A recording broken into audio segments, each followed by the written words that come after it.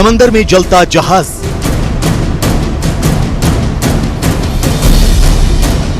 Containers 15 के करीब नीचे गिर चुके थे, जो 1, 2, 3 शोरलाइन में भी पहुंच चुका है। जब तक पूरी तरह हम काबू ना पा लें आग के ऊपर, प्रदूषण के ऊपर भी हम अभी ये नहीं सोच सकते हैं कि नहीं होगा। ये सोचकर ही हम चलेंगे कि कुछ भी हो सकता है। जहाज में कैसे लगी आग?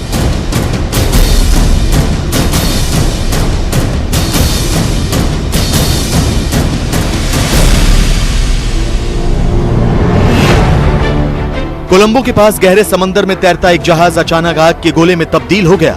जहाज से आग की लपटें उठने लगी। आसमान की ओर काले धुएं का गुबार उठने लगा। जहाज पर रखा सामान जलकर खाक होने लगा। नीले पानी में खौफ पसर गया।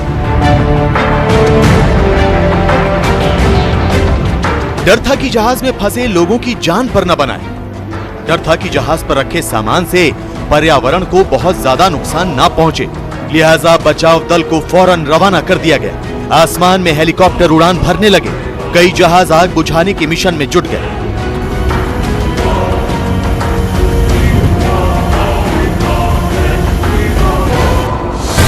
सिंगापुर के MV एक्सप्रेस पर्ल जहाज में लगी आग तो भयंकर थी ही। इस आग को जल्द से जल्द बुझाना जरूरी था, क्योंकि ये एक मालवाहक जहाज था जिसमें 1480 से ज्यादा कंटेनर लदे थे। इस जहाज में इंटरनेशनल मैरीटाइम डेंजरस गुड्स, जिन्हें IMDG भी बोलते हैं, वो रखा हुआ था। ये बेहद खतरनाक सामग्री होती है जिसके परिवहन या शिपमेंट के लिए पहले से तय अंतरराष्ट्रीय दिशा निर्देश होते हैं। गौर करने वाली बात यह है कि इस जहाज में नाइट्रिक एसिड भी रखा था। हालांकि जहाज में आग तो 20 मई को ही लगी थी, लेकिन बाद में पता चला कि 25 मई को इसमें रखे रसायनों की वजह से भयानक विस्फोट हुआ, जिसके बाद श्रीलंका की सरकार ने भारत से मदद मांगी और बर्निंग शिप को बचाने के लिए इंडियन कोस्ट गार्ड तैयार हो गए। किसी भी समय हमारे जो बड़े जहाज हैं ये फायर फाइटिंग भी कर सकते हैं, प्रदूषण नियंत्रण भी कर सकते हैं। और इस केस में हमारे सामने 3 तरीके के चैलेंजेस थे। एक आग बुझाने का, जहाँ फायर फाइटिंग, एक केमिकल पोल्यूशन हो सकता था, क्योंकि ये जो जहाज था इसमें जो कंटेनर्स थे इसमें इंटरनेशनल मैरीटाइम डेंजरस कार्गो था। IMDG बोलते हैं, डेंजरस गुड्स। 185 मीटर लंबा जहाज और जहाज पर लगी भयंकर आग को बुझाना किसी चुनौती से कम नहीं थी, लेकिन भारतीय तटरक्षक ने मोर्चा संभाल लिया। तुतीकोरिन में इंडियन कोस्ट गार्ड के जहाज वैभव को कोलंबो की तरफ रवाना कर दिया गया। आग बुझाने और समुद्र में तेल के प्रदूषण से निपटने में माहिर ये जहाज 6 से 7 घंटे में मौके पर पहुंच गया। साथ ही वज्र जहाज और मुंबई में समुद्र प्रहरी, जो कि प्रदूषण को फैलने न देने का काम करता है, उसे भी रवाना किया गया। ऑक्सीजन, ज्वलनशीलता और गर्मी के कारण आग बुझाने में दिक्कत आती रही, लेकिन भारतीय तटरक्षक दल शिद्दत से अपने काम में जुटा रहा। सबसे पहले ऑक्सीजन को खत्म करने के लिए फोम का इस्तेमाल किया गया। बाउंड्री कूलिंग का काम शुरू हुआ, जबकि श्रीलंका के हेलीकॉप्टर रासायनिक पाउडर डालकर आग को बुझाने की कोशिश करते रहे।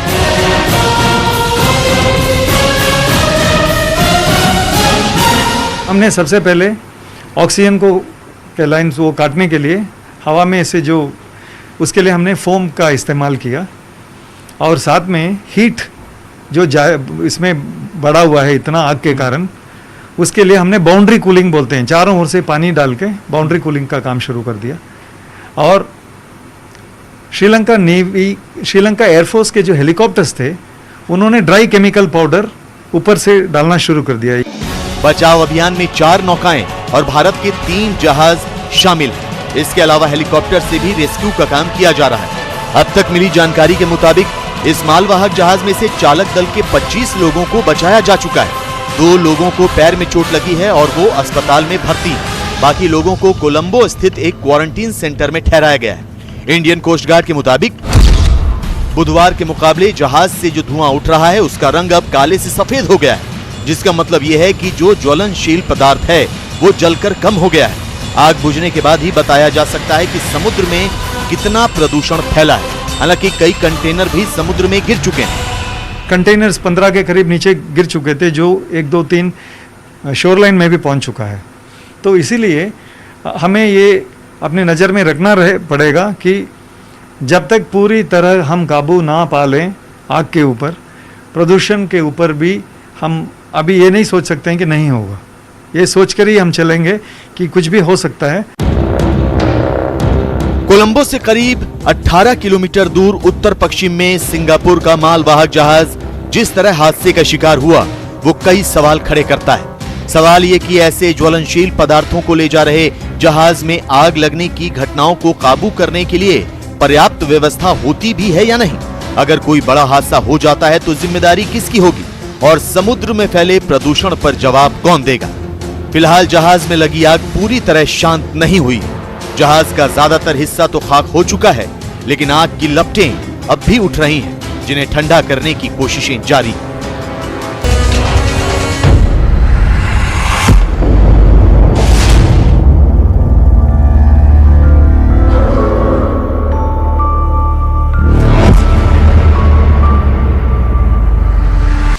कोरोना की महामारी ने पूरी दुनिया को अपनी चपेट में ले लिया है। बीते 1.5 साल में इस महामारी के खूनी पंजे ने लाखों लोगों की जिंदगियां या तो छीन ली या उन्हें मौत के करीब ले जाकर छोड़ दिया।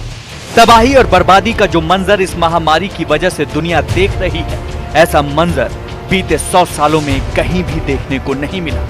और बीते 1.5 साल से एक ही सवाल पूरी दुनिया को परेशान कर रहा है कि आखिर ये जानलेवा कोरोना वायरस आया तो कहां से आया? क्या वुहान से फैला कोरोना?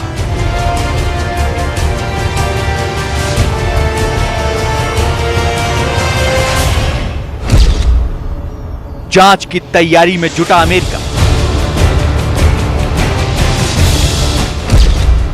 खुफिया एजेंसियों को हरी झंडी। 90 दिनों में सच पता लगाने का टास्क। लगता है कि अब इस कोरोना का सच जल्दी ही दुनिया के सामने आ जाएगा, क्योंकि दुनिया का सबसे ताकतवर मुल्क अमेरिका ने अब इसकी तह तक जाने और इसके पूरे सच का पता लगाने का पक्का इरादा कर लिया है। अमेरिकी राष्ट्रपति जो बाइडेन ने बुधवार को अमेरिकी खुफिया एजेंसियों को साफ निर्देश दिए कि यह पता लगाया जाए कि आखिर कोरोना वायरस की असली जड़ कहां है। हमें इसकी जड़ में जाने की जरूरत है और इस बात की भी जरूरत है कि WHO के दिशा निर्देश में चीन इस मामले में पूरी पारदर्शिता के साथ सहयोग करे। हम इस महामारी की जड़ का पता लगाकर दुनिया के सामने पूरी सच्चाई रखना चाहते हैं और इस वक्त ये हमारी सबसे बड़ी प्राथमिकता है। करीब 18 महीने पहले चीन ने इस कोविड-19 नाम के कोरोना वायरस के पहले मामले की सूचना दुनिया को दी थी। यह घातक वायरस दुनिया भर में जंगल की आग की तरह फैल चुका है और अब तक ये वायरस 35 लाख से ज्यादा लोगों की जान ले चुका है। पूरी दुनिया के करीब 180 से ज्यादा देश की 20 करोड़ से ज्यादा की आबादी इस वायरस की चपेट में किसी न किसी शक्ल में आ चुकी है। लेकिन अभी भी कोरोना वायरस से जुड़ा एक बुनियादी सवाल सबके जहन में, कोरोना वायरस आखिर कहां से आया? लिहाजा अमेरिकी राष्ट्रपति जो बाइडेन ने अपनी खुफिया एजेंसियों को वायरस का सच पता लगाने के लिए अपनी कोशिशों को और तेज करने को कहा है। जो बाइडेन ने अपनी सुरक्षा एजेंसियों को 90 दिन के अंदर अंदर इस बात को पता लगाने का काम दिया कि वुहान के अंदर से ये कोरोना वायरस असली में फैला कहां से। परंतु इसके रिएक्शन तुरंत आए। जहां एक और WHO ने दोबारा से चीन के अंदर जाकर और इसकी इन्वेस्टिगेशन करने की बात कही, वहीं पे अमेरिका के अंदर बैठे चीन के उच्चायुक्त ने जो बाइडेन को एक तरीके से धमकाया और कहा कि यह राजनीतिक तरीके से काम नहीं होना चाहिए, इसमें पारदर्शिता होनी चाहिए और पूरे तथ्यों के ऊपर बेस करके ही कोई भी बात जो करता है अमेरिका उसको करनी चाहिए। असल में जो बाइडेन का मानना है कि मौजूदा सूरत हाल में किसी भी नतीजे पर पहुंचने के लिए पुख्ता और पक्के सबूतों की कमी है। 2 थ्योरी एक साथ दुनिया के सामने आई। पहली थ्योरी, यह वायरस किसी जानवर से इंसानों में फैला। दूसरी थ्योरी, यह किसी प्रयोगशाला में हुए हादसे से फैला। बुधवार को अमेरिकी राष्ट्रपति जो बाइडेन ने एक बयान में कहा, ज्यादातर खुफिया एजेंसियों को नहीं लगता कि इस सच का पता लगाने के लिए पर्याप्त जानकारी है कि आखिर किस बात की संभावना सबसे ज्यादा हो सकती है। अमेरिका दुनिया भर में समान विचारधारा वाले सहयोगियों के साथ मिलकर काम करता रहेगा ताकि चीन पर पूर्ण पारदर्शी और साक्ष्य आधारित अंतर्राष्ट्रीय जांच में भाग लेने और सभी जरूरी आंकड़ों और सबूतों के साथ उस पर दबाव बनाया जा सके। जो बाइडेन ने एक बात और साफ कर दी कि इस मामले में चीन की सरकार की नाराजगी का वो कोई ख्याल नहीं रखने वाला। उन्होंने कहा कि इस मामले में सच को सामने लाना निहायत जरूरी है, क्योंकि यह इंसानियत को बचाने की कोशिश है। बाइडेन का मानना है कि अगर हम चीन या किसी ऐसे मुल्क की नाराजगी का ही ख्याल करते रहेंगे तो हम किसी नतीजे पर कभी नहीं पहुंच सकते। राष्ट्रपति बाइडेन कल उनका बयान है कि हम कोविड-19 के शुरुआत, इसकी ओरिजिन्स भी हम समझना चाहते हैं। हम इसलिए हम समझना चाहते हैं ताकि हम सिर्फ इस महामारी को ना रोकें बल्कि अगली आने वाली महामारी को भी हम रोक सकें। और इसलिए राष्ट्रपति बाइडेन ने हमारे इंटेल कम्युनिटी और बाकायदा हमारे एक्सपर्ट्स जो हैं उनसे पूछा है।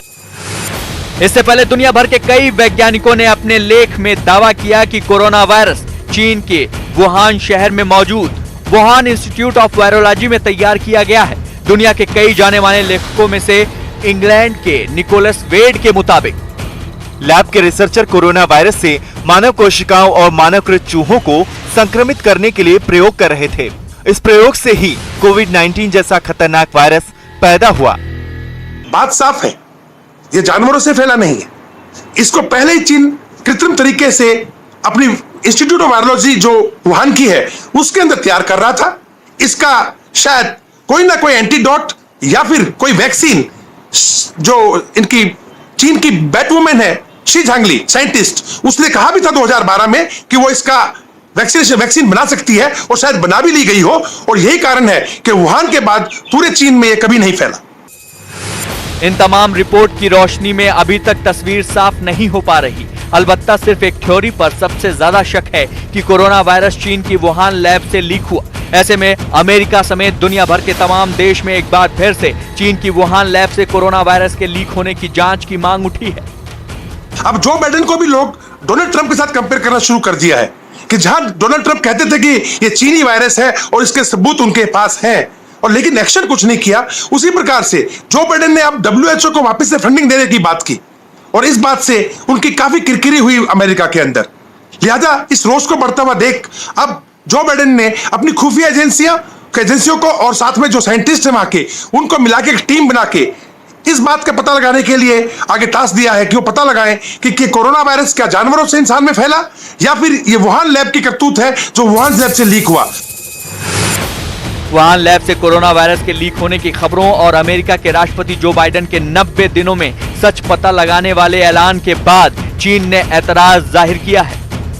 美方根本不在乎事实和真相，也没有兴趣进行严肃的科学溯源，而是想借疫情搞污名化和政治操弄，甩锅推责。这是对科学的不尊重，对人民生命的不负责，更是对全球团结抗疫努力的破坏。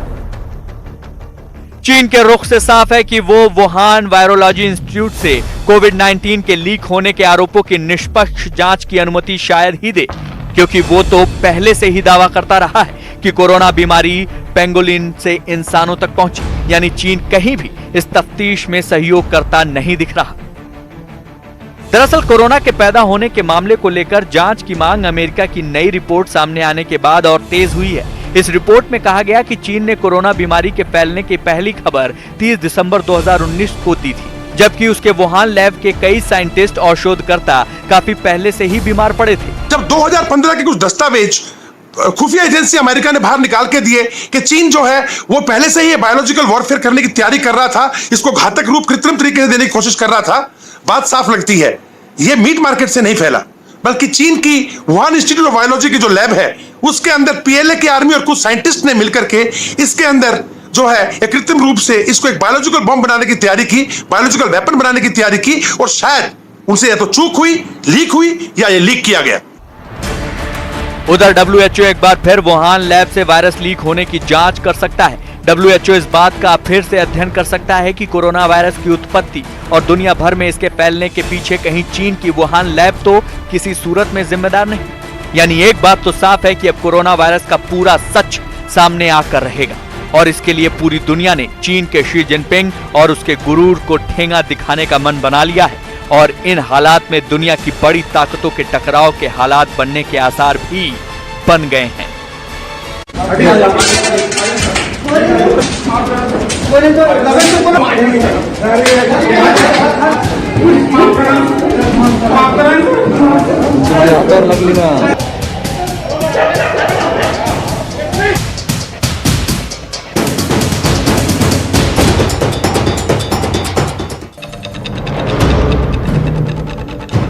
महामारी के महासंकट में इन्हीं खाकीधारियों पर नियम कायदे कानून लागू कराने की जिम्मेदारी बिना शक हर राज्य में पुलिस पर काम का बोझ बढ़ा है, लेकिन इसका मतलब ये नहीं कि ये लोग खुद ही नियम कायदे को भूल जाएं और जब कोई पुलिस वालों को टोके तो ये उस पर हमलावर हो जाएं। देश के कई इलाकों से पुलिस के अत्याचारों की ऐसी ही तस्वीरें सामने आ रही हैं।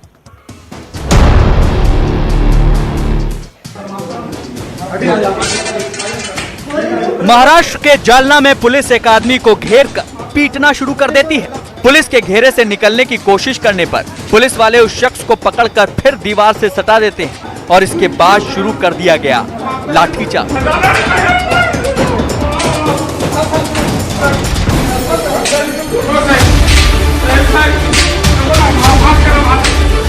दीवार से सटा हुआ बेतहाशा मार खाता पुलिस के गुस्से का शिकार बना शख्स बार बार रहम की भीख मांग रहा है। अब जरा गिनती कीजिए कि एक शख्स को पीटने में कितने पुलिस वाले ताकत झोंके हुए।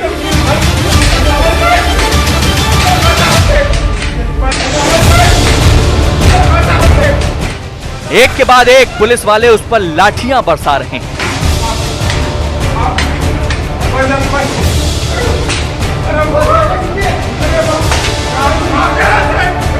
दीवार से सटा शख्स बार बार हाथ जोड़ रहा है, लेकिन इस पुलिस वाले के गुस्से का आलम देखिए, मार मार कर डंडा ही तोड़ दिया।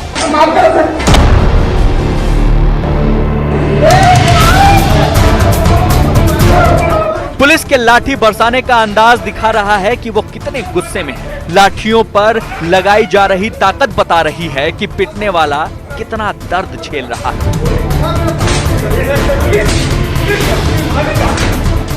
जो पुलिस वाला पहले ही डंडा तोड़ चुका है, वो नई लाठी लेकर शख्स पर टूट पड़ता है।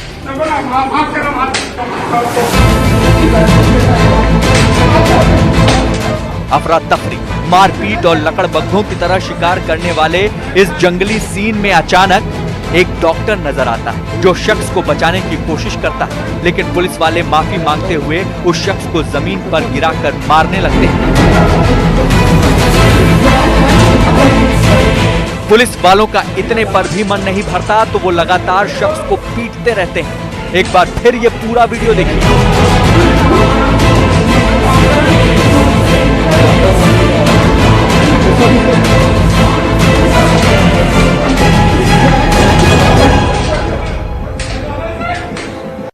जालना पुलिस के एसपी विनायक देशमुख ने न्यूज 18 को बताया कि वीडियो 2 महीने पहले का है। पुलिस के मुताबिक जालना के एक अस्पताल में कोरोना मरीज की मौत हो गई थी, जिसके बाद परिजनों ने अस्पताल में तोड़फोड़ की, साथ ही पुलिस वालों से भी मारपीट करने का आरोप था। इसके बाद पुलिस ने परिजनों को अस्पताल में पीटा था।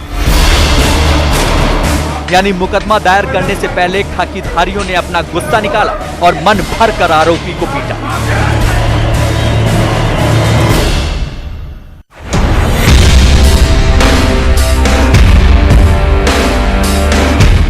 छपरा के दिगवारा थाना क्षेत्र के सीतलपुर बाजार में लॉकडाउन का पालन करवाने पहुंची पुलिस की टीम एक दिव्यांग दुकानदार से सवाल जवाब कर रही है। लॉकडाउन में इस दिव्यांग कारोबारी की दुकान खुली थी। इस पर गुस्साई पुलिस ने आपा खो दिया और दिव्यांग को सरे बाजार पीटा। लॉकडाउन का पालन कराना पुलिस की जिम्मेदारी है, लेकिन सवाल ये है, क्या इस तरह से लॉकडाउन का पालन करवाना जायज है? देश में पुलिस की छवि अहंकारी और दमनकारी है और इसकी गवाही देती हैं ये तस्वीर।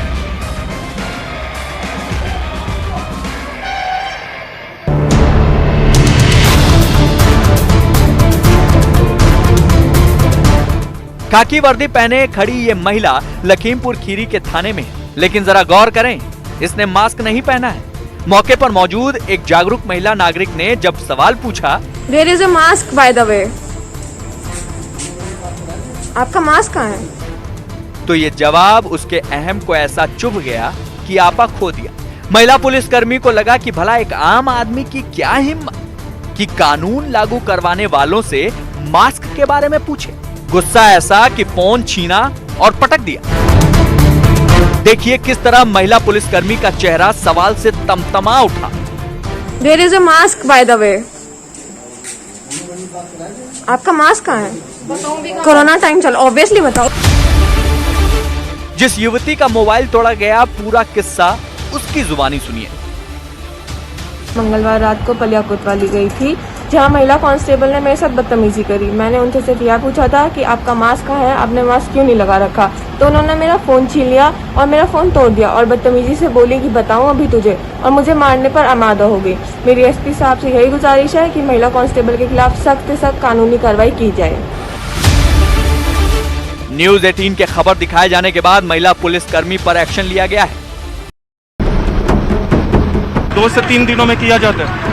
हाँ, 3-4 दिन लग जाते हैं। कोई मरीज नहीं है हमारे गाँव। हाँ, कोई मरीज हमारे गांव में नहीं है। कोविड-19 का पालन करते हुए कम से कम मेहमानों को इनवाइट किया।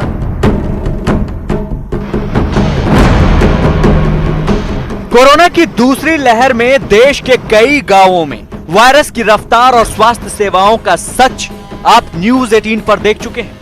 आज आपको वायरस के खिलाफ मोर्चाबंदी करने वाले गांव की ऐसी तस्वीर दिखाएंगे जो किसी के लिए भी मिसाल है। दूसरी महामारी के दौरान भी कोरोना का कोई भी मरीज इस पंचायत के गांव में नहीं पाया गया। उत्तर प्रदेश के हापुड़ में रामपुर नियामतपुर पंचायत के तहत आने वाले गांव में यहां के प्रधानों ने सैनिटाइजेशन का जिम्मा संभाला है। अब्दुल्लापुर, रेतोवाली, कल्याणवाली, कुरैदी, सागरपुर गांव में हर 2 से 3 दिन में गांव के प्रधान छिड़काव करते नजर आते हैं। टिकम सिंह जी, ये मीडिया को आने की आपको पहले से जानकारी हो गई थी क्या, कि पहले ही से आप लोग डेली करते हैं? नहीं सर, हमारी तो प्रक्रिया है, हर दूसरे तीसरे दिन हमारा सैनिटाइज और साफ सफाई परमानेंट चली हुई है। और ये खाली अभी नहीं सर, ये सालों से चली आ रही है। ऐसा नहीं है कोई नया काम है, हमारा चला आ रहा पहले से। अब्दुल्लापुर गांव में लोग हर हाल में मास्क पहने नजर आते हैं। इतना ही नहीं, सामाजिक दूरी यानी सोशल डिस्टेंसिंग का भी ख्याल रखा जाता है। जो लोग मास्क पहनने में लापरवाही करते हैं उन्हें सख्त हिदायत दी जाती है। आप लोग ये डेली करते हो या 2 से 3 दिनों के बीच में? 2 के 3 दिनों के बीच में करते हैं। हाँ। पूरे गांव में सैनिटाइज? पूरे गांव में यहाँ प्रधान के चुनाव में 5 गाँव में, 5 गाँवों में डेली होता है। डेली करते हो? 5 गाँव में करते हो? ये पहला गाँव है? हाँ जी सर, हम 2-3 दिन के बीच में रोज करते हैं। कितनी देर लगता है? हम इसमें 2-3 घंटा रोज करते हैं। यह है हापुड़ का इनायतपुर गांव। यहाँ करीब 4000 आबादी है। लेकिन ये बात सबको हैरान कर देती है कि कोरोना की दूसरी लहर में ये गांव पूरी तरह सुरक्षित है।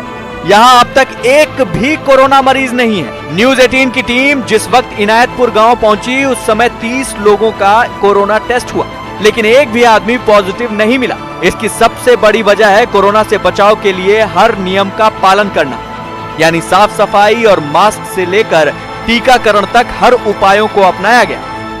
भले ही कोरोना संक्रमण इन गांवों में नहीं हुआ है, लेकिन टेस्टिंग की प्रक्रिया जारी है। हम लोग इस वक्त मौजूद हैं इनायतपुर गांव में, जो कि हापुड़ में ही है, और आप देख सकते हैं कि लगातार टेस्टिंग की प्रक्रिया भी बीच बीच में टीम आती है, लोगों की टेस्टिंग करती है, लेकिन अब तक कोई मामला सामने नहीं आया है जो हमें जानकारी दी गई है। हापुड़ की नियामतपुर पंचायत के तहत आने वाले 11 गांवों के लोगों ने अब तक कोरोना गाइडलाइंस के तहत रिश्तेदारी में आने जाने पर भी पाबंदी लगाई हुई है।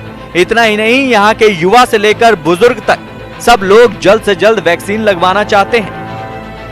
हापुड़ के जो गांव कोरोना संक्रमण से दूर रहे, वहां शादियां भी हुई और मेहमान भी पहुंचे, लेकिन मेहमानों में भी कोरोना प्रोटोकॉल का ध्यान रखा गया, सरकार की गाइडलाइंस का ध्यान रखा गया, क्योंकि पहले से एहतियात तो बरता ही गया था, लेकिन बाहर के लोगों से कोरोना संक्रमण न हो उसका भी ध्यान रखा गया। हमारे साथ पीतम सिंह है, गांव के ही, और इनके भतीजे दीपक राणा की शादी अभी हफ्ते भर ही पहले हुई थी। इनायतपुर गांव में हम लोग मौजूद हैं।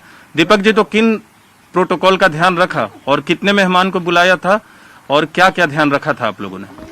सर, सरकार की गाइडलाइन के तहत हम लोगों ने पूरी तरह से कोविड-19 का पालन करते हुए कम से कम मेहमानों को इनवाइट किया। लगभग 15 से 20 मेहमान हमने मात्र बुलाए होंगे, और उन लोगों की साफ सफाई, उन लोगों में जो डिस्टेंस बना के रखना था, जो 2 गज की दूरी है, उसको मेंटेन करते हुए और उनके हाथों को सैनिटाइजर करते हुए उनको हमने घर में प्रवेश करने दिया। गांव के लोगों को बुलाया था शादी में? गांव के लोगों को भी सर कम से कम लोगों को बुलाया था, जो मेन आदमी है सिर्फ उन्हीं को बुलाया गया था। हापुड़ के ग्रामीण इलाकों में लोगों की जागरूकता काबिले तारीफ है। शादी से लेकर प्रधानों के शपथ ग्रहण तक हर मौके पर लोगों ने कोरोना गाइडलाइंस का पालन किया।